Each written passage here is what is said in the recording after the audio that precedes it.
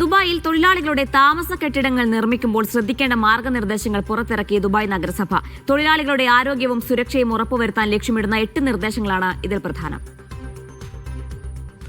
തൊഴിലാളികൾക്ക് താമസ കേന്ദ്രം ഒരുക്കാനും അതിന്റെ നടത്തിപ്പിനും ബന്ധപ്പെട്ട അതോറിറ്റികളിൽ നിന്ന് മുൻകൂർ ലൈസൻസ് നേടിയിരിക്കണം.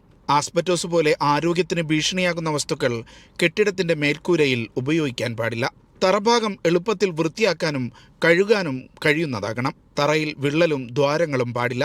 തൊഴിലാളിക്ക് പരിക്കേൽക്കാനുള്ള സാധ്യതകൾ ഒഴിവാക്കണം. റെസിഡൻഷ്യൽ കെട്ടിടങ്ങൾക്ക് ബാധകമായ എല്ലാ മാനദണ്ഡങ്ങളും ലേബർ അക്കോമഡേഷനും ബാധകമായിരിക്കും. വെളിച്ചം, വായുസഞ്ചാരം, താപ ഇൻസുലേഷൻ, വൈദ്യുതി ഇൻസ്റ്റാളേഷൻ, വലിപ്പത്തിന് ആനുപാതികമായ താമസ സൗകര്യങ്ങൾ എന്നിവ ഉറപ്പാക്കണം. ലേബർ ക്യാമ്പിന്റെ ഉത്തരവാദിത്തമുള്ള സ്ഥാപനത്തിന്റെയോ കമ്പനിയുടെയോ പേര് വ്യക്തമായ രീതിയിൽ തിരിച്ചറിയൽ അടയാളമായി കെട്ടിടത്തിൽ പ്രദർശിപ്പിക്കണം. കൃത്യമായ ഇടവേളകളിൽ കെട്ടിടം നവീകരിക്കണം. സെൻട്രൽ സർവീസ് കേന്ദ്രങ്ങൾ, അടുക്കള, ഡൈനിങ് ഏരിയ, ബെഡ്റൂം എന്നിവ ഉൾപ്പെടെ ഭക്ഷണം പാകം ചെയ്യാനും കഴിക്കാനും ആവശ്യമായ സ്ഥലം അനുവദിക്കണം. സേവന കേന്ദ്രങ്ങൾ, ബെഡ്റൂം തുടങ്ങി എല്ലാ സ്ഥലങ്ങളും ശീതീകരിച്ചതും വെന്റിലേഷൻ സൗകര്യമുള്ളതായിരിക്കണമെന്നും നിർദ്ദേശത്തിൽ പറയുന്നുണ്ട്. Media 1, Dubai.